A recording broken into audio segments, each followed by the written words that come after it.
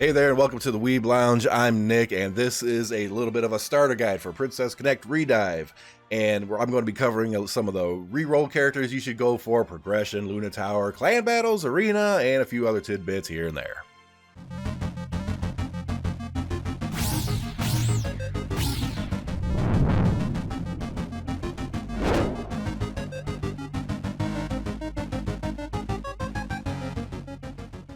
Okay, for reroll characters, who should you really be going for? Well, first and foremost, Makoto. Makoto. She is an incredible single target damage character, and you also have Jita, I think the D is silent, so I never heard it pronounced, but you also have Jita, who is a really good single target damage character, but when you put them side by side, Makoto is going to end up doing more damage and is actually useful more later in the game. So is Jita. So in almost some senses, you know, it's a coin flip. Which one do you go for? And the coin flip usually comes up for Makoto. Why? Because big thingy wolf girl lewd thing. Okay, we're going with her.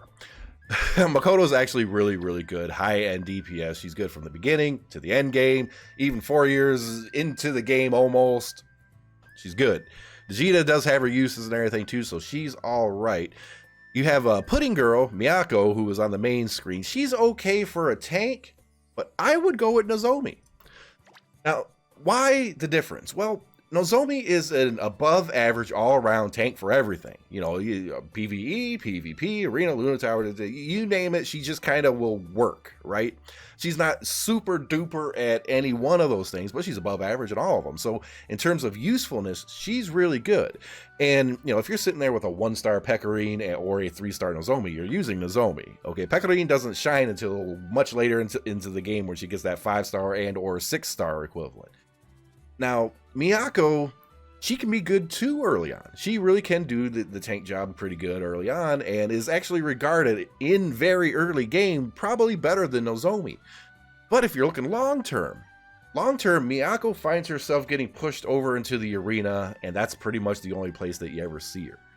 But Nozomi will still make the rounds and still be good everywhere. So if you want that short-term good tank, you pick Miyako. If you want the long-term good tank, Nozomi. And the thing is, both of these characters can be purchased with coins in the shop. So getting the 5-star up is actually pretty easy, but here, the dungeon coins, let's see, my Nozomi is pretty much maxed out right here. The dungeon coins are the easiest coins to get. So if you want to get a 5-star Nozomi, generally pretty easy. You're going to get right through that.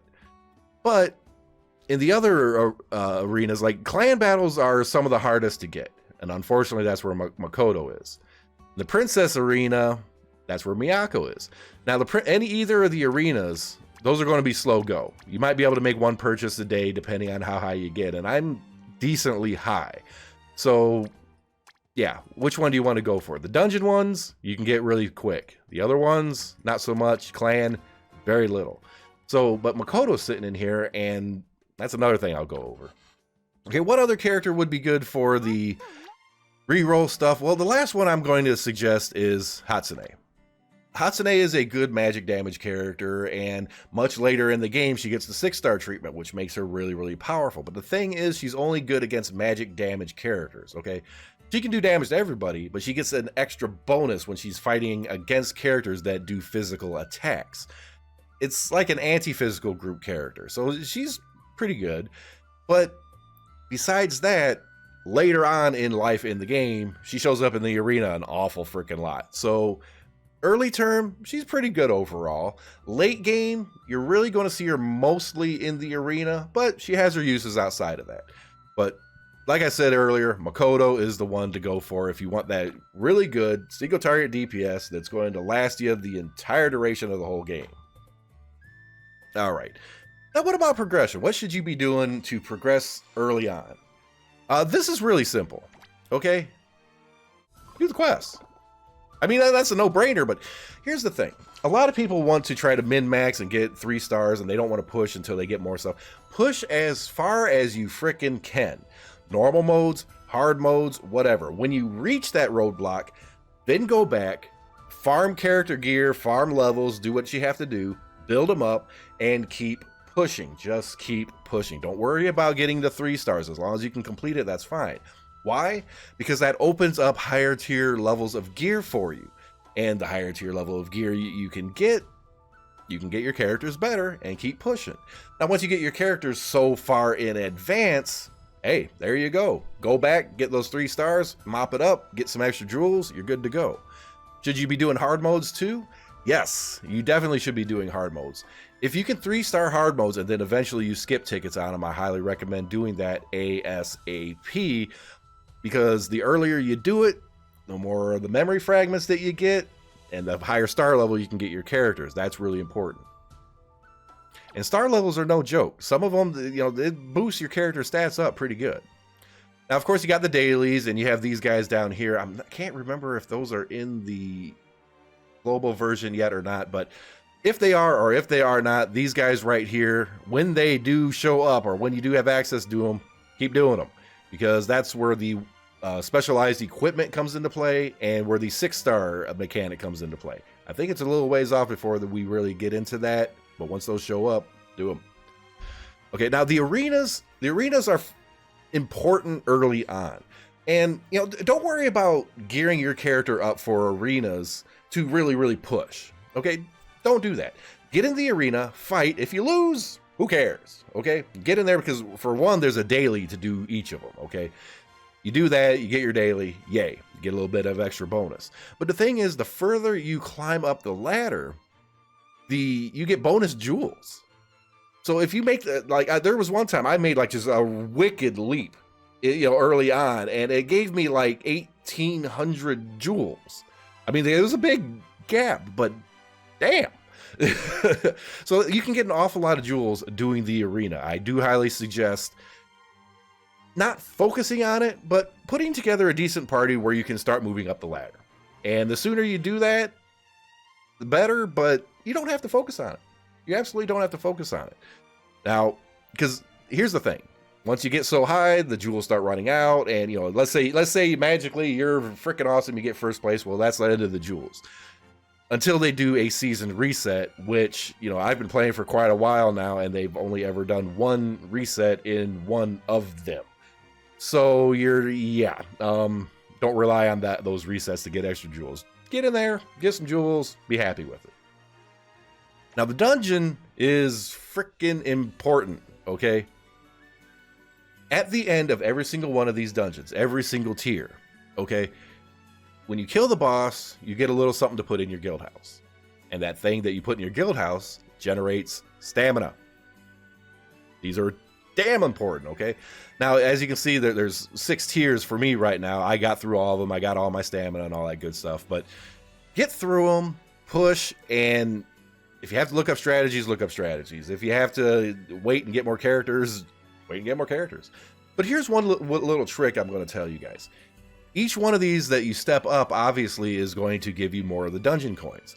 But here's one thing that I found myself doing a lot. Let's say I do the normal fight, okay? Now, if you can get through the first few tiers, all the way to the boss, but maybe you can't kill the boss. You kill those other tiers.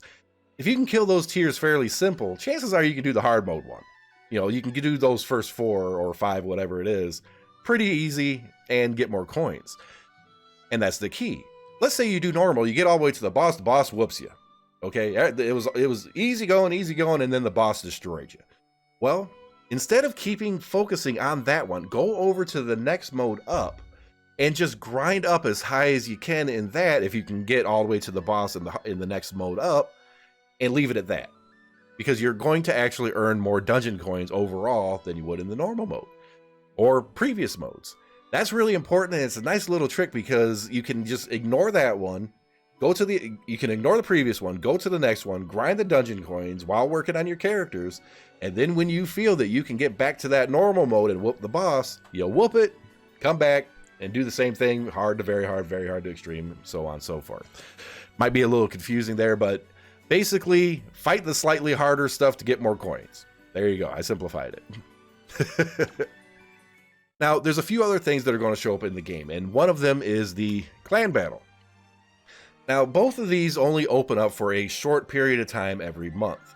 And these are pretty damn important. Now, the clan battle, unfortunately for me, you know, I joined some guild that I have no idea who it was for the when I first started, and I just kind of stayed there. Okay, I just kind of stayed there. I really should be looking for a better clan or inviting you guys that play on the JP server over into a clan that I make. But basically, what this is, you got 5 bosses here, all right, and the whole clan participates. This is kind of like a raid. You spend stamina, which charges this gauge down here. This little +1/+1 little guy down here. The more stamina you spend, you get it. Basically, you fill up the first part, 1 fight, then 2 fights, then 3 fights. And you use that to do fights for the bosses. You go boop, boop, boop, boop, boop, and you do as much as you can. And the whole guild fights these bosses. Now, I don't know if it's going to be in the global version right off the bat, but there's also like this solo mode where, you know, it's just one person fighting all this stuff, and you can just, you know, it's adjusted or something accordingly. But most of the clans are obviously going to be clan battle. And the object is to just kill them all. But the thing is, once you kill the last one, they all refresh a little bit harder, and you keep going to get more rewards, and you keep going and going and going and going, trying to get as high as you freaking can. The more you do, the more of those clan tokens that you get, and you can use them to spend on Makoto to get her memory fragments or other things. So this is definitely something to do, and every time that's up, you do it. Every time the Luna Tower is up, which it is for me right now, you do. What is the Luna Tower?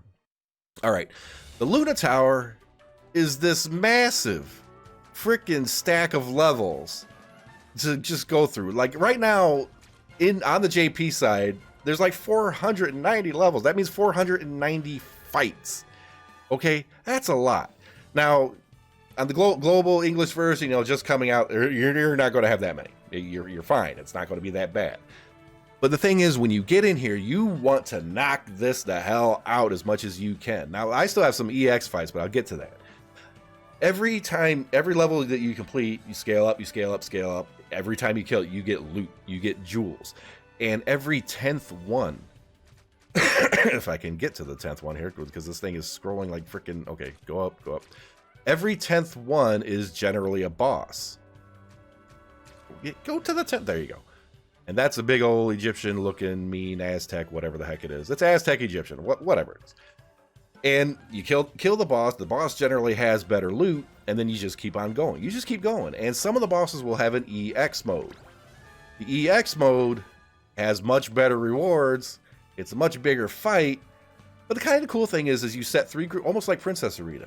You make 3 different parties to fight this thing in order. You click a button, you let them fight. Hopefully you win. You know, it's yeah. Of course, like any other battle, you can take it off auto or leave it on auto. It's whatever you guys want to do. But there's an awful lot of rewards, and it looks like the first one is the level 71, which is there's the Aztec guy again. Only he's got some red. So do the Luna Tower now. So the arena, you push for jewels. Clan battle, you push for more jewels and other tokens. Luna Tower, you push for goodies, jewels, and accomplishment, I guess. As far as progression goes, just push as far and as hard as you can. Don't focus on 3-starring everything. Build your characters up, and when you get so far, then you can come back, get to 3 stars. Don't worry about it. Let's see. Now, these I don't really have to cover. Those are dailies. Just do them every day. I mean, they're free. You get stuff. Do it. There's no reason why not to. Now, just a couple other little tidbits. When new events come into play, they're usually right here on this screen. The quest screen right here got a little unique symbol to each event. You click that, you can go do the event. The events are pretty self-explanatory. You go through, kill stuff, do the hard modes, kill stuff, fight the boss, get tokens, turn it in, you get goodies. It's simple. And this over here, you guys aren't probably going to see for a long time because those are side quests. They're old quests brought in and modified so that people who haven't done them before can do them again, and people that already did them can do them again, apparently. So it's a lot of good bonus stuff in there, but global version, you guys ain't got to worry about that for a good bit. Oh, I think I covered just about everything, but I'm not terribly sure. But anyways, like, share, subscribe, hit that notification button. If you guys have any questions or have something that you want me to go over or cover or whatever, just drop a little comment down below. I'm more than happy to see if I can get a little bit of extra video going up, a little extra detail, and I'm going hard on Princess Connect videos, that's for sure. We'll see you in the next one.